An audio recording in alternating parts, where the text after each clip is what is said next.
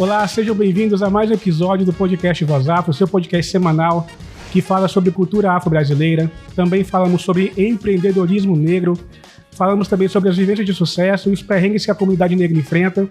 E lembrando que esse episódio tem um apoio da produtora Estúdio 23, que é uma produtora de audiovisual, que trabalha muito com o que a gente fala muito aqui no Voz Afro, que é aquilombar o rolê, né? Aquilombar as produções, tendo sempre uma equipe focada com pessoas negras e LGBTQIA+. Então, quer conhecer um pouco mais do trabalho da Estúdio 23? Lê o QR Code na sua tela aí agora, acesse o site, conheça o trabalho e recomendamos muito nossa parceira aqui, que nos ajuda muito aqui no podcast Voz Afro. E por falar em produtora, por falar em produção e audiovisual, estamos recebendo aqui hoje a Emanuele Sanuto para um papo aqui hoje, aqui no Voz Afro. Seja muito bem-vinda. Obrigado mesmo por ter aceito nosso convite, por estar aqui com a gente aqui hoje.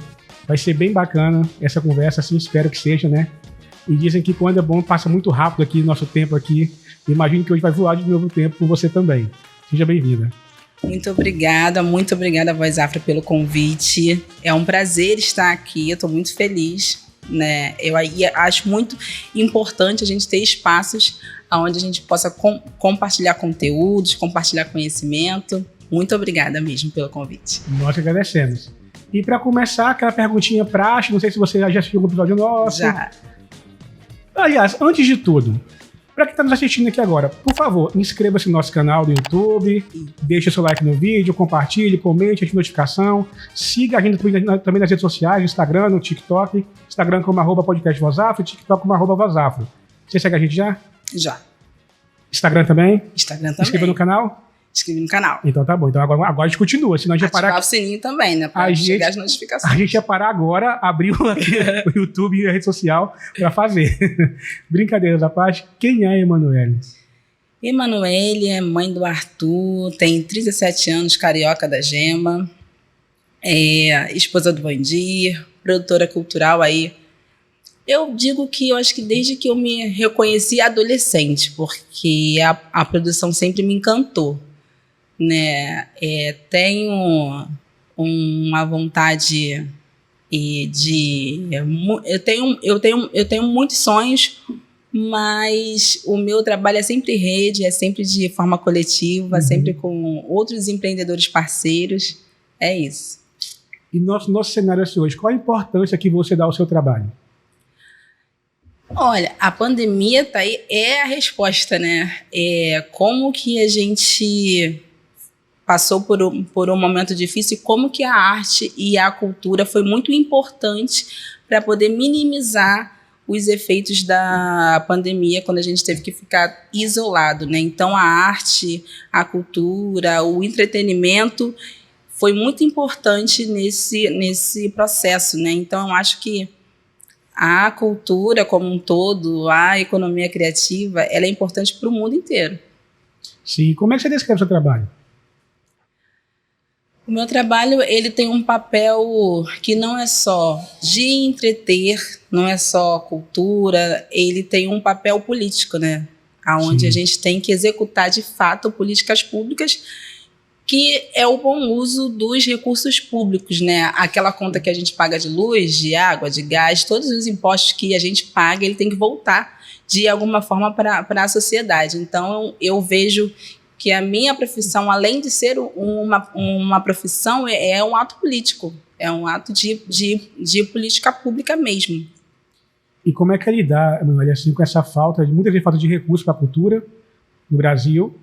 E num cenário assim, como você falou, a gente teve a pandemia, a cultura foi muito importante para isso, para a gente não minimizar, na verdade, né? Porque ninguém minimiza uma pandemia, o que aconteceu.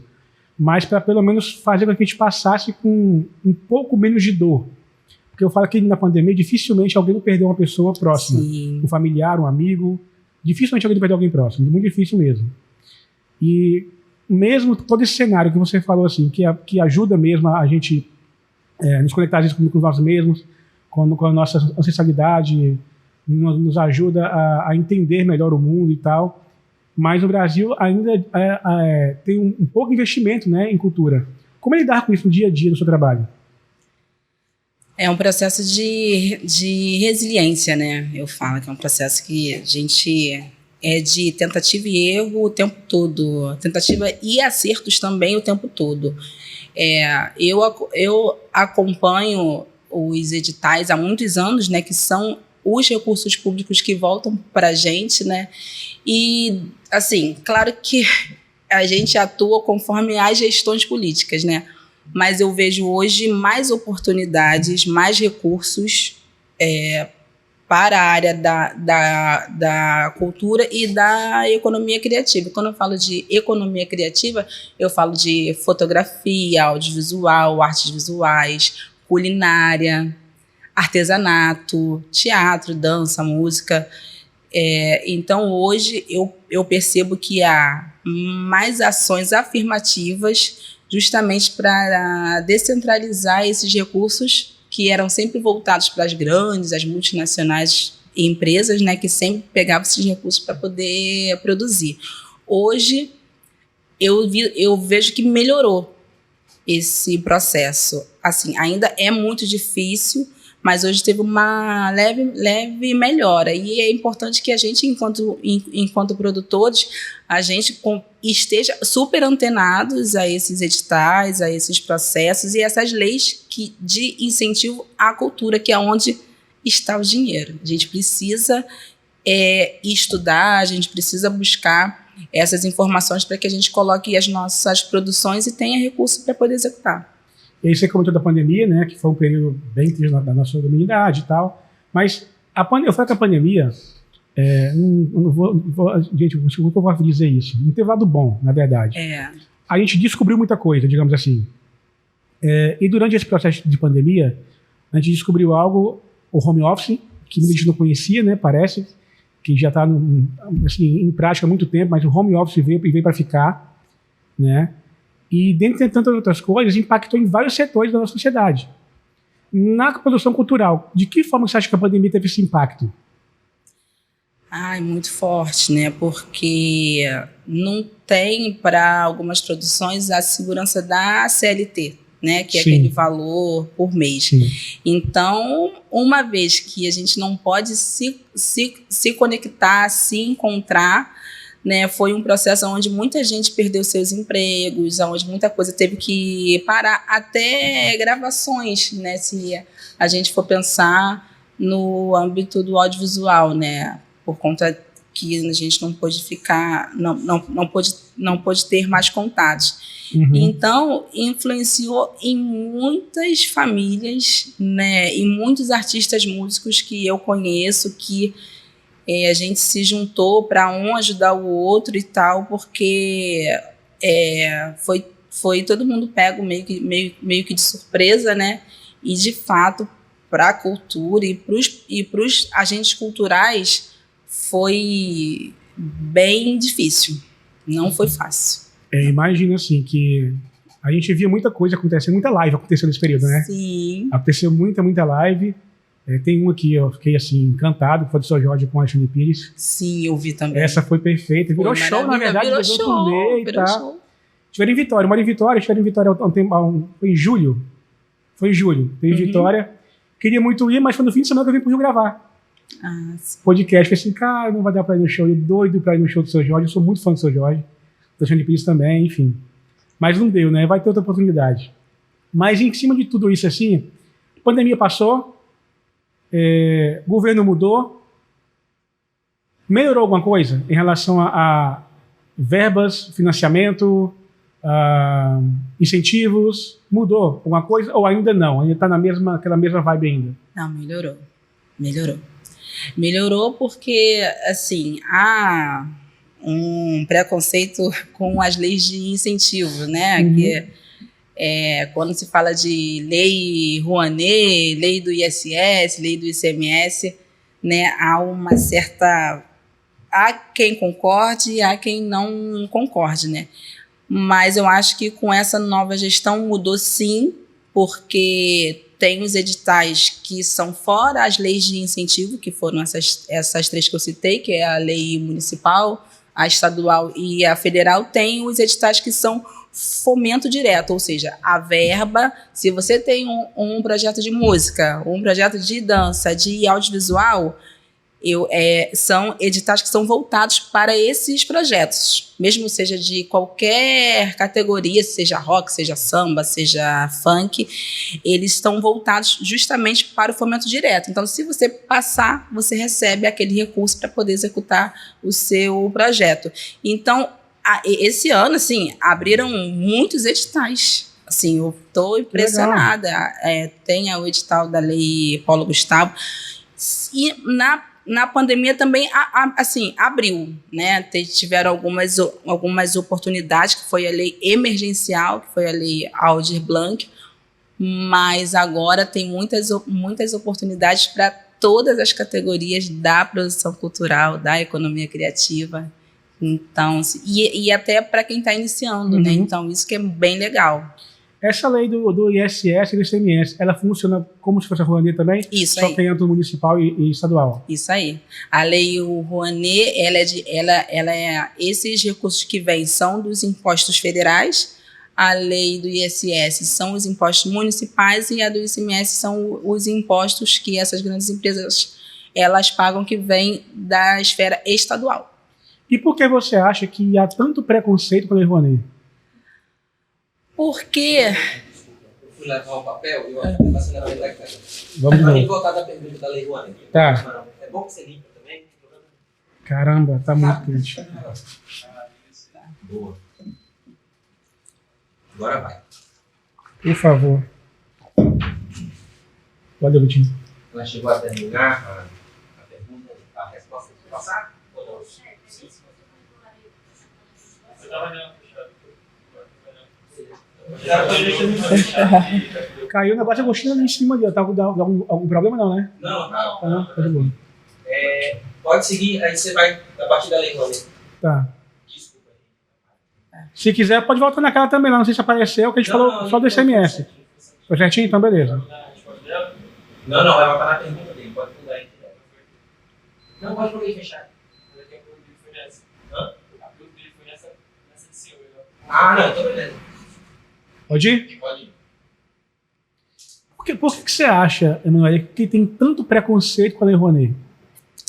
Então, aí as críticas é porque grandes artistas já renomados, né, conseguem captar recursos de milhões pela Lei Rouanet, e esses shows, esses espetáculos teatrais, eles cobram ingressos, né? E muitas das vezes esses ingressos não são acessíveis, né? São ingressos com valores muito altos. Então, as pessoas entendem que uma vez que aquele projeto ele tem patrocínio, então ele tem a possibilidade de colocar um ingresso mais acessível. Sim. Né? Agora, na teoria, né?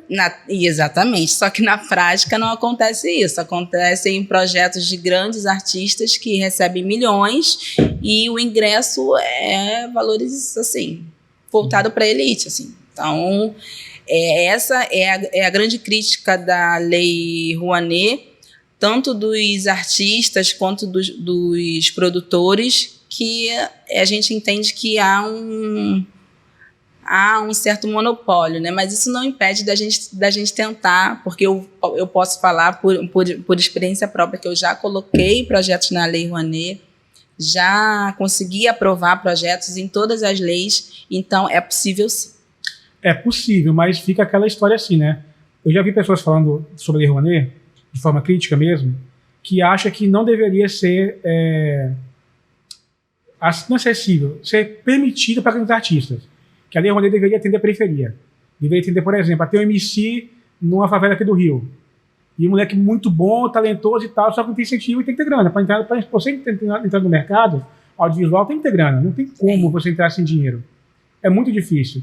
Existem casos que a pessoa entrou sem grana? Existem, claro que existem. Uhum. Mas assim, por mais que as pessoas queiram usar isso de estatística, de sucesso, aquela coisa toda e tal, mas não é o normal. Não é a prática normal, né? E aí, como é que você pensa isso assim? Você acha também que, assim, por exemplo, fulano de tal, não vamos citar nome aqui, né? Para não ficar com hater com ninguém, mas um grande artista não deveria pegar esse sentido da Lei Rouanet, porque ele tem como produzir o espetáculo dele de outra forma, o show que seja, outra produção. Talvez teria, né, como fazer isso. e sim ser focado somente no pequeno, no que está começando, na periferia, enfim. Eu acho que evitar totalmente também, não seria uma opinião minha, porque eu entendo que, assim, por mais que eles possam investir, eles geram empregabilidade. Sim, também, sim. Né? Mas eu acho que poderia ter, sim, pré-requisitos para esses grandes artistas terem acesso a um valor estimado, a um valor limite, e esses pequenos a um valor maior. E aí você dá uma certa oportunidade. Ou então eles podem falar, eu entro com tanto de recursos próprios e eu vou tentar captar pela Lei Rouanet tanto. E aí, sim, quando você consegue colocar algumas regras para democratizar esse processo, eu acredito que isso, assim, vai causar muitas críticas, mas eu acho que vai democratizar, né? Quando você cria regras que aquela pessoa tem que comprovar, aí você vai lá na papelada, dá imposto de renda, para ver se realmente aquela pessoa ela pode investir e ela está dizendo que não. Então, ela vai ter que apresentar documentos justamente para falar, olha, você tem como investir 60%, 70%, então você não entra. Você está me dizendo... Então, assim, são essas diligências que tem que acontecer, né, dentro lá do órgão público que faz essa seleção, né? A gente é conhecido como um país que não costuma cumprir muito regra, né? Então você não acha que, por exemplo, se uma coisa dessa aconteça, que você tem que comprovar que você não possa pagar esse valor para liberar para você o recurso, né? Aliás, liberar o edital para você captar. Não sei, acho também, por outro lado, também não aumentaria também a questão da sonegação de impostos? Porque se eu sonegar, eu não vou comprovar que eu tenho aquele dinheiro. Na verdade, eu tenho, mas não vou comprovar. Não vou declarar aquilo ali.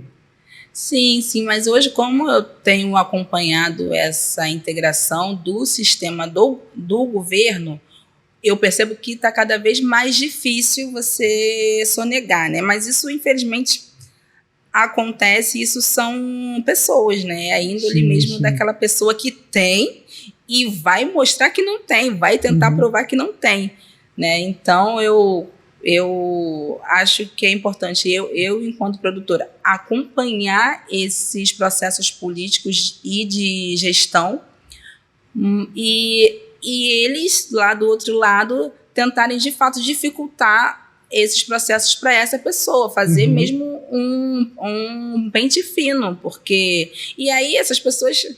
porque, assim, ainda mais que essas pessoas que são grandes, elas precisam divulgar a imagem o tempo todo. Sim. Então, como é que ela vai divulgar que ela está fazendo show, que ela cobra ingresso assim, assim, assim, que ela, né? Então, eu acho que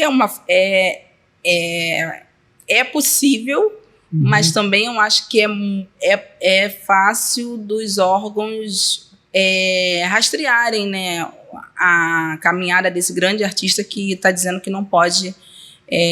pagar, que não pode investir com os seus recursos próprios. Exatamente. Vamos fazer uma pausa agora. Sim. Voltamos já depois dos comerciais. E antes disso, você que está assistindo a gente aqui, já deixou seu like? Então, se não deixou, deixa o like agora aqui no vídeo aqui. Compartilhe e voltamos já.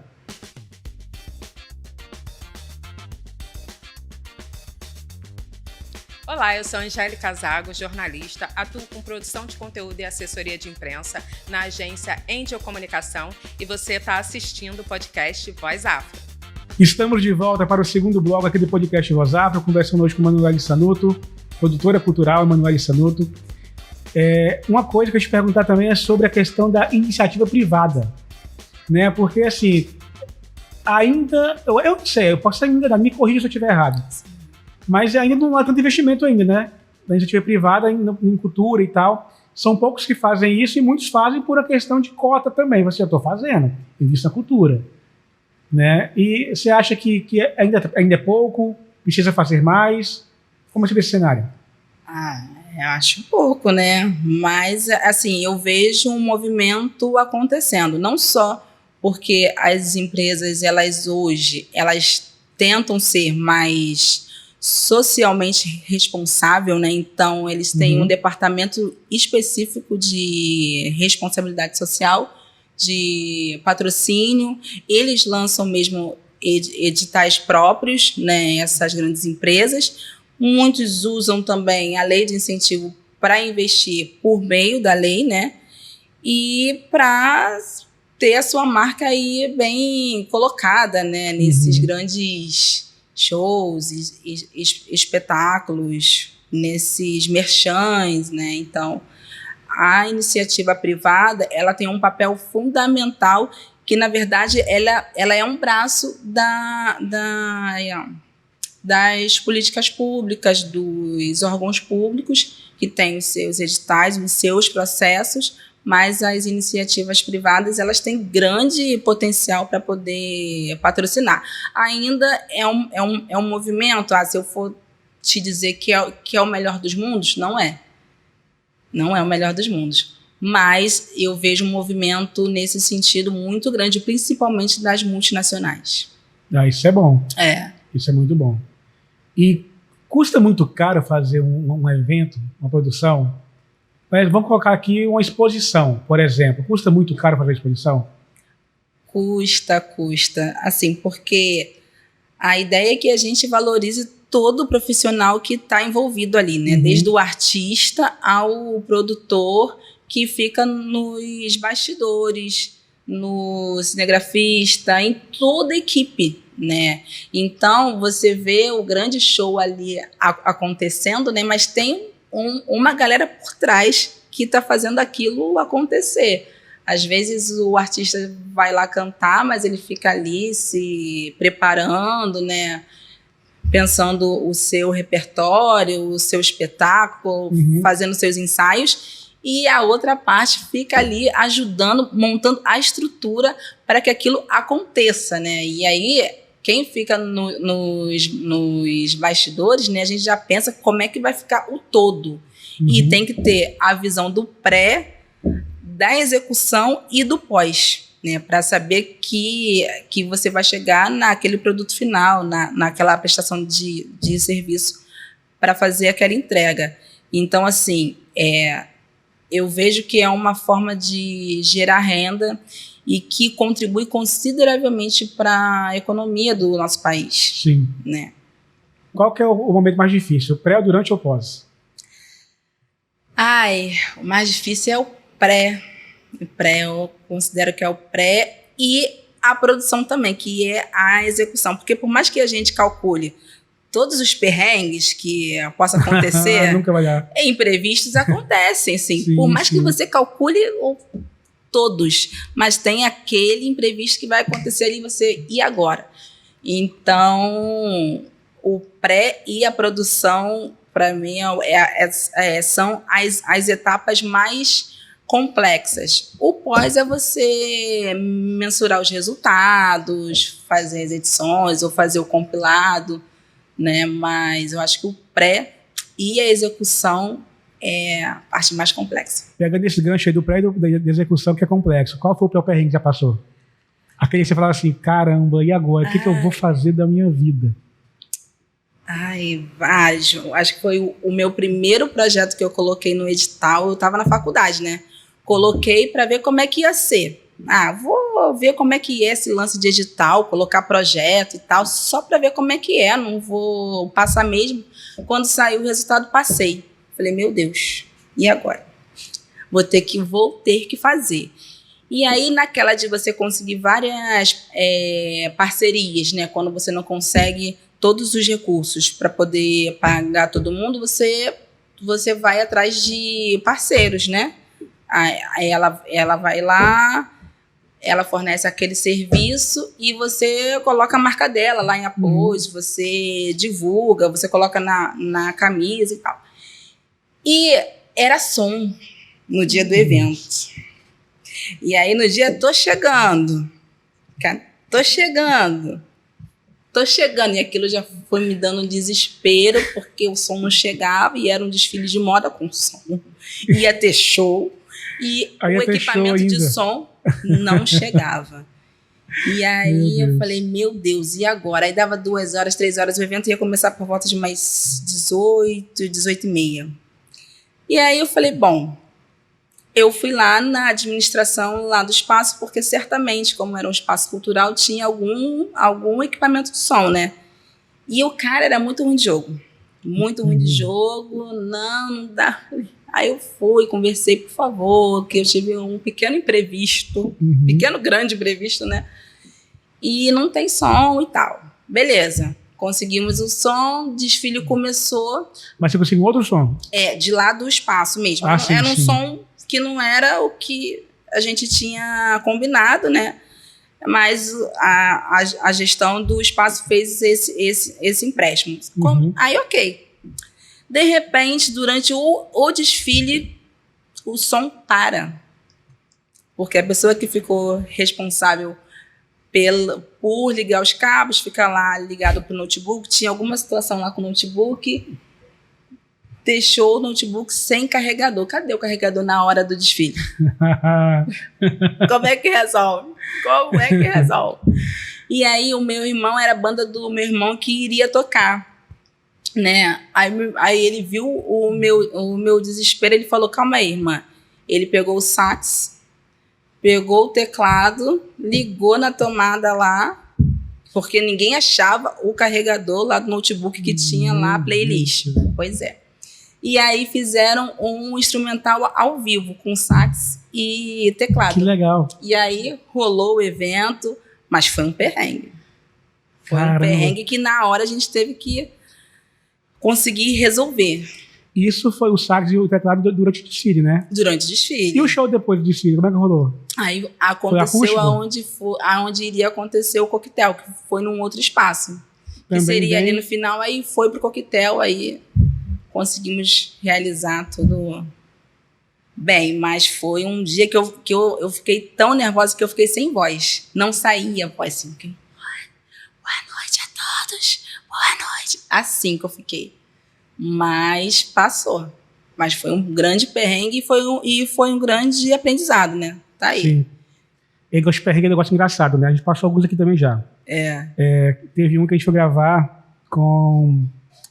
Ai, meu Deus. Com a Luísa Mandela, que até cliente também da Angélica, né, Angélica? Já que aqui no estúdio aqui ainda. Foi gravar com a Luísa. Só que, assim, o papo tava maravilhoso, assim, sensacional. Mas a internet dela tava caindo muito, porque ela não tava em casa, na casa de outra pessoa, acho que era da filha dela, não lembro se era da filha dela. E assim, eu falei, caramba, como é que a gente vai levar isso aqui agora? Aí a pergunta, ela respondia, travava tudo. Eu já conseguia prosseguir. Aí a pergunta, ela respondia, travava tudo. Eu falei, cara, o que eu vou fazer? Aí eu pensei, preciso gravar com ela de novo. Estamos tentando, né? Gravar de novo com ela, agora presencialmente e tal. E outro perrengue foi muito recente. A gente foi gravar em Brasília, agora em agosto. Gravei em Brasília em agosto. E o meu voo saía de Vitória nas 5h30 da manhã. Não, saía 5h40 da manhã de Vitória meu voo. O embarque era até 5h15 da manhã no aeroporto. E aí, eu tinha que pegar o voo para chegar em Brasília. Cheguei em Brasília por volta de umas 9 horas de ter conexão. 8h30, 9 horas. Para começar a gravar às 11. Dava super tempo. Na hora de ir para o aeroporto, eu perdi o voo. Porque pegar Uber de madrugada é uma luta, né? Pra você chegar no aeroporto. Cheguei no aeroporto 5h14, eu embarco até 5h15. Não consegui embarcar. Desço lá desesperado, né? Lá no guichê lá da companhia aérea. Falei assim, cara, por favor, deixa eu embarcar. Eu vou estar aqui. Não, já fechou o embarque, não tem como. E agora? Eu vou no próximo voo. O próximo a que horas? 11 horas da manhã. Com escala também. Você vai chegar em Brasília, volta das 3 da tarde. Meu Deus. E aí eu liguei para a pessoa, que é o convidado, liguei também para a produção, né? Eu avisei, perdi o voo, aconteceu um imprevisto aqui e tal. Aí chegamos lá. Aí quando eu cheguei em Brasília, a próxima convidada seria 3h30 da tarde. Ela chegou lá no estúdio, eram as 3 da tarde. Eu cheguei lá 3h25, se não me engano. Falei, gente, preciso passar no rosto e tocar de camisa, pelo menos, para gravar com ela. E assim, eu cheguei em cima da hora do limite mesmo para gravar. E como lá é estúdio de TV, não é estúdio de podcast, tem todo o agendamento, né? E a produção falou comigo assim, a gente agendou o dia inteiro aqui, o pessoal tá brigando com a gente aqui, que o serviço de vazio, não gravou outra coisa, não sei o que e tal. Cara, aconteceu, infelizmente. Mas assim, a gente já passou por algumas coisinhas também, alguns imprevistos, né? E aí, tanto é que dessa vez agora, para vir para o Rio, meu voo dessa vez agora era 5h30 da manhã, o embarque até 5h10. Falei, não, vou um pouco mais cedo para o aeroporto. Acordei 3 horas da manhã, cheguei no aeroporto, era 4 horas, 1 hora antes de começar o embarque, praticamente. Para conseguir chegar, para ficar mais calmo dessa vez agora também, né? Porque senão, corri o risco de novo. A gente aprende, né? Que mesmo assim, não tá correndo. Acaba que você não prevê, né? É imprevisto mesmo que acontece. É imprevisto mesmo que acontece. A gente fala agora um pouquinho sobre essa questão de produção. Como é que você vê assim, esse cenário atual de produção em relação ao aquilombamento? A gente fala muito sobre isso, né? Vamos aquilombar um rolê, vamos ter uma produção aquilombada. A gente conversou aqui no episódio 77 com o Luciano Vidigal. Eu perguntei para ele falou assim, cara, é totalmente possível aquilombar. Totalmente possível. E eu também acho que seja também. Também acho que seja. Mas, muitas vezes, a gente não vê isso nas produções, né? Sim. 100% aquilombado. Como é que você vê isso? É possível, não é possível? Ainda não é possível porque falta profissional ainda? Ou é possível, mas de alguma forma a gente não consegue? É possível. Eu acho que é por isso que eu tenho uma política que eu tenho vários profissionais ali que fazem parte lá da rede da Sanuto, né? Uhum. Então, quando tem algum projeto específico, eu chamo essa galera, né? Mas se você vê, assim, por exemplo, as minhas produções, as equipes que eu monto, você vai ver que se não é 100% preta, a maioria. Você vai ver, por exemplo, a última produção que eu fiz, que foi uma exposição que falava de uma religião de matriz africana. Então, ali, nessa equipe, eu tinha evangélico, eu tinha católico, eu tinha candomblessista, eu tinha umbandista. Era uma equipe diversa, em sua maioria preta, e empreendedores que estão nesse rolê. Sim. Então, é possível sim. Eu posso falar com propriedade, porque eu já faço isso já há muito tempo, desde a minha primeira produção. Ai, que legal, que bacana. Então, já é um movimento que eu faço. E, politicamente dizendo sobre os editais, eles também estão com essa pegada. Você pontua mais se a sua equipe ela é 100% majoritariamente preta, ou se você é uma mulher preta, produtora, diretora. Uhum. Então, você vê que aí eu, assim, para mim é muito gratificante, porque eu já estou nesse processo há muitos anos, né? Mais de 10 anos nessa caminhada. E hoje eu vejo que tem ações afirmativas para isso, para essas montagens. Para mim foi uma grande evolução. Muito bom mesmo saber disso, que você prioriza isso, né? Sim, com certeza. Em ter um audiovisual, uma produção cultural totalmente quilombada. E ainda sobre produções, você acha que no Brasil falta espaço adequado para produções? Para apresentações, para exposições, shows? Eu acho que espaço não falta. Eu acho que falta a oportunidade desses espaços abrirem para essa galera, né? Porque espaços no Brasil, considerando, tem um monte, com uma infraestrutura super bacana. Mas aí, quem sempre entra são as grandes produções que estão com milhões, que são as mesmas de sempre.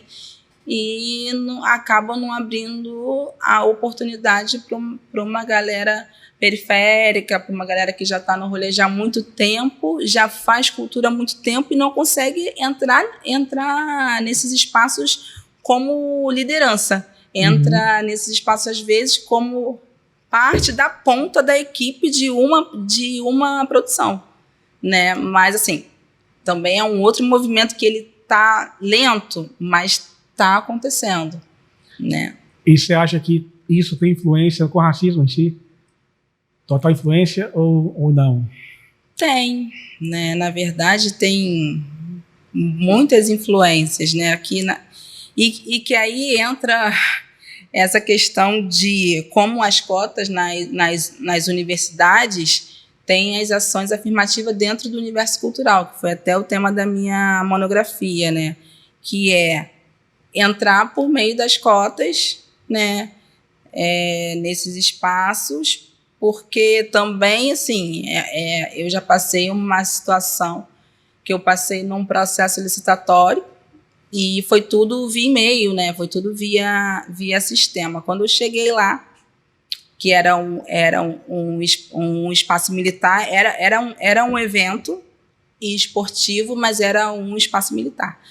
E aí eu cheguei lá para poder assinar o contrato, que a gente ainda assinava contrato na época, né? Não tinha ainda assinatura digital. E ele falou assim, quem que é o dono da empresa? Eu falei, então, a dona sou eu. E aí ele ficou meio desconcertado, né? E aí, assim, por que ele não me viu dona daquilo ali para assinar aquele contrato? Sim. Por quê? Né? Então, isso é uma das várias situações em que a gente tem que sim se colocar, tem que sim se posicionar e mostrar que a gente tem tanto potencial como qualquer outra pessoa de raça, gênero, enfim. Ainda tem a questão que, nesse caso, né, que é um espaço totalmente militar, e assim, ele tinha características preconceituosas muito fortes, porque ele falava, né, algumas expressões com a equipe dele, né, e eu só olhei aquilo ali. E quando ele veio até mim, que ele soube que eu fui lá representando uma empresa, isso na cabeça dele, eu falei, não, eu sou a dona. Então, aí foi uma situação complicada, né? Mas como outros sustos, né? Quando eu chego numa grande empresa ou num outro lugar, as pessoas olham, eu pensei que você era diferente. Por que diferente? Então, são espantos que você já... Assim, quem já vive o processo, quem já vive o racismo, já sabe, né? Sabe. Então, é um caminho complicado, mas a gente está aí. A gente não desiste. Nós somos resilientes. Não conseguimos ser fortes o tempo todo. Mas ninguém consegue. Não dá, não tem emocional que aguente. De vez em quando a gente dá uma... Mas depois a gente levanta e segue. É isso. Eu queria falar com você agora sobre a sua exposição, Omolu, a Cura. Né? Mas vamos falar daqui a pouquinho. Vamos para o comercial aqui. A gente volta já para o último bloco do podcast Voz Afro.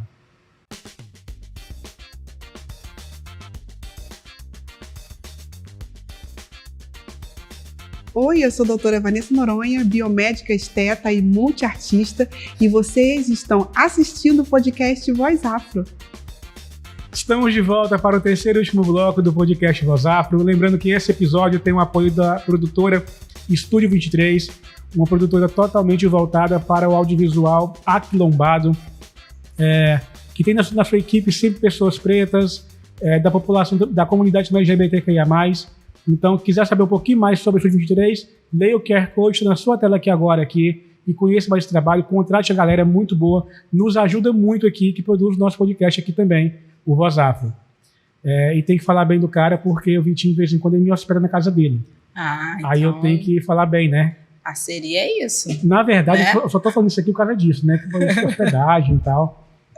Enfim, se não fosse isso, não faria não. Meu Deus. Vamos falar um pouquinho agora sobre você e sua produção? Vamos. A gente terminou o bloco anterior falando sobre essa exposição, né? OCEE, Omolu, a Cura, que ela foi recorde de visitação na Cidade das Artes.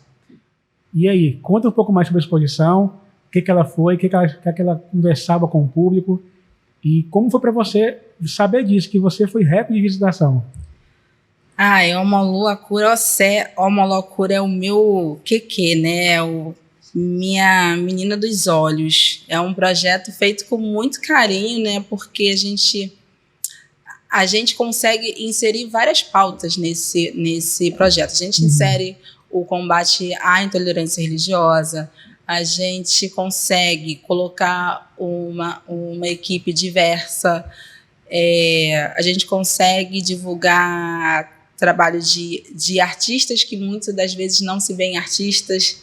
Então, é uma produção que foi pensada com muito carinho. Na verdade, a gente já está na 3ª edição, né? A primeira edição a gente trouxe a evolução das vestes dos orixás, que são divindades cultuadas dentro da religião de matrizes africanas e afro-brasileiras.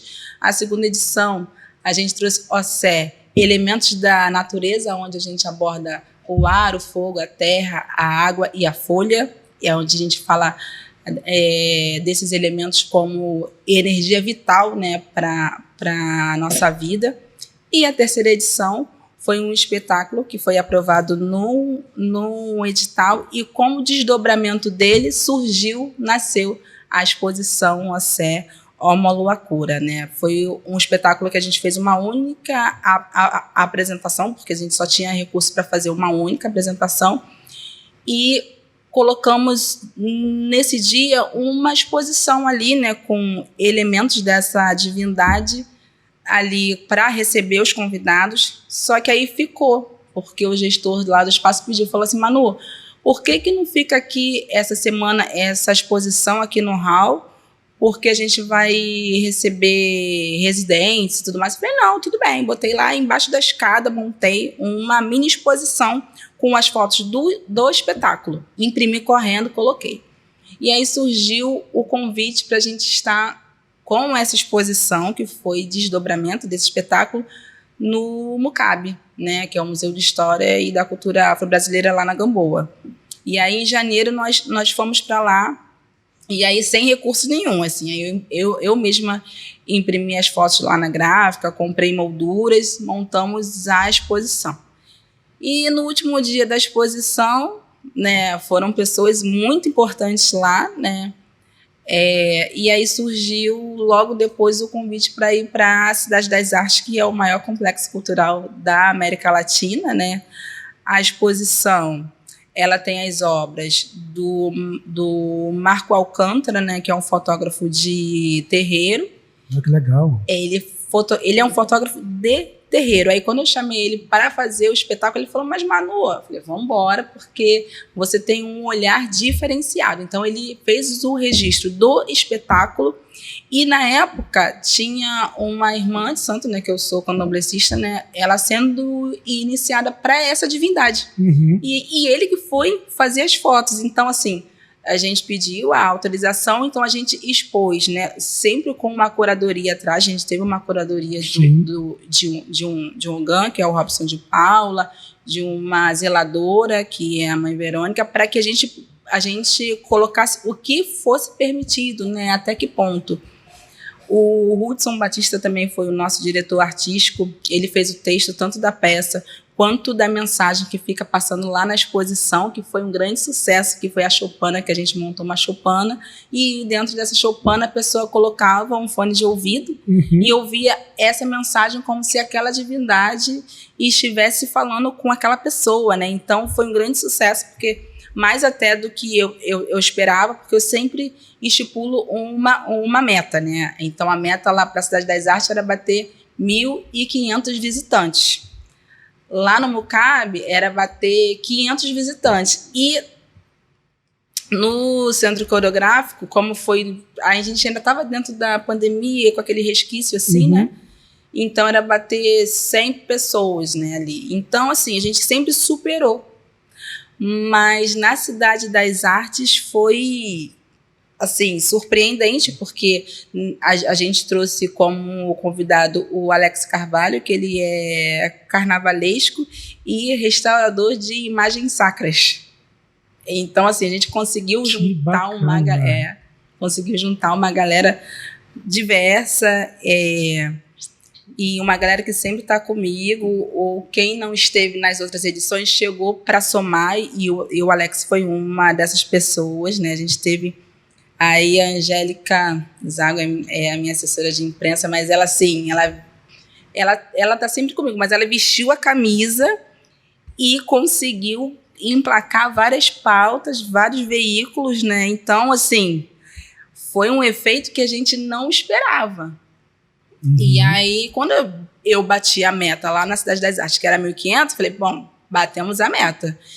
Só que a cada final de semana, num dia, a gente bateu 340 pessoas no domingo, no outro domingo a gente bateu 314, no sábado era 250, e final de semana eram dias que dava mais movimento e que as pessoas chegavam no espaço para ver aonde que é a exposição do Uma Lua Cura. Que legal!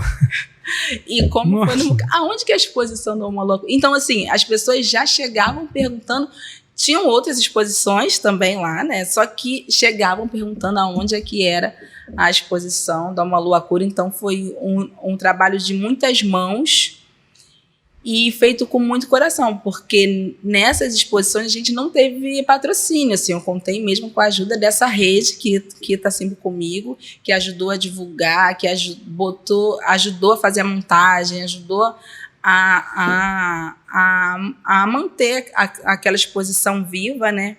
E foi um sucesso, porque eu sempre falo, é uma exposição mais para quem não é adepto, né, que é uma exposição didática, justamente para explicar que aquela divindade ele é ligado à cura, à saúde, que as ervas como cana do brejo, canela de velho, São Gonçalinho, elas servem para fazer chá, para banho. Então, assim, esse cuidado de eu ter essas pessoas ajudando não só com a divulgação, mas essa consultoria religiosa, né, para que a gente pudesse enriquecer aquela exposição com informação, foi extremamente necessária e importante. Então,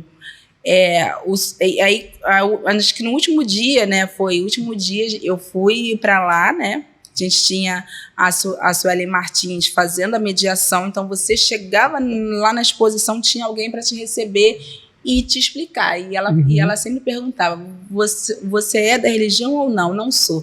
Então ela tinha toda a calma para poder guiar aquela pessoa naquela exposição, tirar as dúvidas. Que legal. E ela também foi um grande sucesso lá, né? Porque foi muito importante a presença de alguém, porque você vai numa exposição, mas mesmo você lendo as informações, as descrições, você às vezes não entende. Sim. Mas tem alguém ali para te dar um apoio.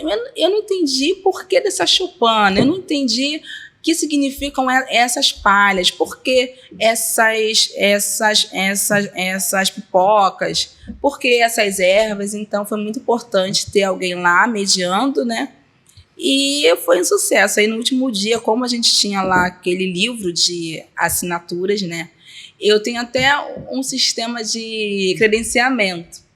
Mas eu acho importante, quando você vai visitar qualquer exposição, você assinar, né? Para mostrar que, de fato, uma pessoa real esteve ali, assinou. É quase que um documento aquele livro. Sim, ficou, né? Sim. Então, e aí a gente contabilizava todos os dias, que era de terça a domingo, então a gente contabilizava todos os dias quantas pessoas foram. E sempre os dias de pico era quinta, sexta, sábado e domingo. Mais domingo, por incrível que pareça. E no último dia a gente fez um ao vivo lá, porque estava muito perto de bater 4.000, aí eu falei, vamos fazer um ao vivo. Aí quando foi chegando gente que bateu 4.000, a gente na hora gritou, curtiu, porque todo mundo se sente parte daquele. Eu falo que não é um projeto meu, é nosso, né? É nosso, é da equipe, é das pessoas que foram visitar. Tiveram vários vídeos de pessoas que foram e viralizou. Eu não consegui acompanhar lá na rede vizinha, né? Muita gente que foi visitar, fez vídeo e tal, e teve um em especial que tiveram mais de 50.000 visualizações. Caramba! E eu falei, meu Deus, né? Que isso? Isso é um trabalho, isso é resultado de um trabalho feito com muito amor e carinho, com muita dedicação. E agora, com certeza, a gente quer levar esse projeto para outros lugares, e ele vai, a convite, né? A gente recebeu um convite para ir para o Museu Histórico da Cidade, na Gávea, e em outubro, vamos ficar lá um mês, e a gente espera também levar para outros estados, né? Porque é um projeto que realmente ele leva arte, conhecimento, fé, e aí combate todos os preconceitos de forma sempre respeitosa, né? E ali a gente só colocou o que foi permitido, que acho que também é importante entender que independente da religião, da crença, da cultura, a gente tem que respeitar e valorizar para poder falar daquilo, né? Mesmo com uma curadoria, mesmo eu sou cientista social também, mesmo quando a gente vai com um cunho mais de pesquisa, a gente tem que ter respeito por aquele conteúdo que a gente vai extrair, né, daquele lugar, daquela cultura, daquela comunidade. E assim, eu imagino, quando bateu os 4 minutos, a pessoa assim, essa sensação de dever cumprido e que faz assim, vale a pena. Sim, com certeza. Assim, eu acho que foi isso, assim, valeu a pena, todas as noites mal dormidas, todas as tentativas, falei, meu Deus, não tem recurso, como é que a gente faz, como é que a gente monta? E aí ia aparecendo gente, assim, impressionante. Ia aparecendo gente e eu vi que, assim, eu não faço nada sozinha, né? Uhum. Eu sempre trabalhei em rede, sempre em forma coletiva, e a produção cultural é isso, para que a gente gere um produto final, seja no audiovisual, seja uma exposição, seja uma novela, seja um show, a gente precisa de um coletivo, porque senão a gente não consegue chegar naquele resultado. Exatamente. Teve alguma outra exposição sua também que você fez, assim, que teve um número legal também, que te surpreendeu de alguma forma? Olha, assim, tiveram outras produções, como shows, festivais, mas com esse número de forma orgânica, não, sim, e assim, esse a gente ainda achava que por ter um tema religioso, né, que mesmo a gente fala de cultura, a gente fala de ancestralidade, a gente fala de cultura preta, né, tem a pauta religiosa, que é uma religião que estatisticamente a gente sabe que é uma religião que sofre muitos ataques, né? E então a gente ficou meio que na dúvida, mas a ideia era executar o projeto, as pessoas acreditaram, todo mundo que ficou envolvido, desde os artistas, desde dos produtores, desde a galera que fez a divulgação, acreditaram no projeto. Então foi um projeto que eu acho que só aconteceu porque eu tive pessoas que de fato acreditaram, eu tive a chance de estar num espaço, né, que nos últimos anos não era um espaço que eu me via lá, né? E num grande complexo cultural da América Latina, então assim, eu tenho certeza que assim, valeu muito a pena, tanto a pena que a gente está reproduzindo ele em outros lugares, né? E qual que acho que você acha assim, por exemplo, se você quer levar para outros estados, né? Quem sabe um dia para outros países. Vamos falar do Brasil mesmo. Qual assim, a principal dificuldade de você levar essa exposição para outro estado, por exemplo, para São Paulo, para Minas, para o Espírito Santo, e do Sudeste mesmo? Acho que é o recurso, né, que acaba, porque assim, a gente, quando a gente fala de exposição, a gente fala de obras artísticas, né? Seja nas artes plásticas, que é o que a gente usa muito lá, seja na cenografia e seja nas obras fotográficas. Então, a gente indo para outro estado, a gente tem que reforçar esse cuidado, porque precisa ter um seguro das obras, que a ideia é que chegue lá na paz, né? Mas vai que aconteça algum imprevisto. E aí a gente precisa ter um seguro das obras, a gente precisa ter um seguro de saúde para a equipe, porque depois da pandemia ficou muito mais latente para mim, muito mais evidente que essas produções precisam ter um suporte para caso aconteça alguma coisa também, principalmente quando a gente sai fora do estado, né? que assim, aqui a gente conhece mais pessoas, a gente consegue transitar melhor. Agora, um lugar que a gente não conhece, a gente precisa ter maior cuidado. Sim. Então, essa dificuldade, eu acho que acho que é em tudo, né? É na produção como um todo. Levar uma produção como essa, que não fica pouco tempo, né? Nós ficamos na Barra, né, quase 2 meses. No centro da cidade ficamos 1 mês, mais ou menos. Então, não é tão rapidinho, é uma temporada, né? Então, Sim. se a ideia é circular com essa exposição, a gente precisa ter um suporte aí para que, se acontecer alguma coisa, a gente consiga sanar ou solucionar prontamente. Não só com a equipe, mas com um produto artístico. Com certeza vai conseguir. Vai conseguir, com certeza. Sim, espero. Vamos. Que bom, obrigada pela torcida. E é isso, e a gente está colocando aí nesses editais, porque agora já tem portfólio, né? Sim. E isso pesa bastante, o portfólio. E contar aí com esses editais para ver se a gente consegue levar aí para outros estados. Vai dar certo. Manoel, chegamos ao final. O tempo voou mesmo, muito bacana. Eu gostei muito, curti muito falar com você aqui hoje. Muito obrigado por ter vindo para cá, vir aqui falar com a gente, né? Disponibilizar um pouquinho do seu tempinho para falar com a gente aqui hoje. Agradecer também a Angélica, também, a Zago da assessoria, que fez essa ponte para a gente também. Obrigado mesmo, de verdade. Eu que agradeço o convite, a oportunidade, parabenizo a ação, essa iniciativa, que é muito importante, né, para os empreendedores pretos, para as pessoas que estão aí no rolê, nessa caminhada de economia criativa. Então, são projetos como esse, o Voz Afro, que dão voz de fato para nós, né? E que leva o nosso conteúdo, o nosso conhecimento para o mundo inteiro, né? Então, eu que agradeço, parabenizo pela iniciativa, a equipe, a todos, a Angélica Zago, que ela me força a estar à frente das câmeras, né? Porque eu sou totalmente bastidores, produtora, mas eu acho importante superar esse obstáculo de estar à frente das câmeras, compartilhando um pouquinho da minha trajetória, da minha história, das minhas produções, e que essa história ela possa inspirar outras pessoas, outros produtores, outros agentes culturais do Brasil inteiro. É isso. Para você que nos acompanhou aqui, nosso muito obrigado.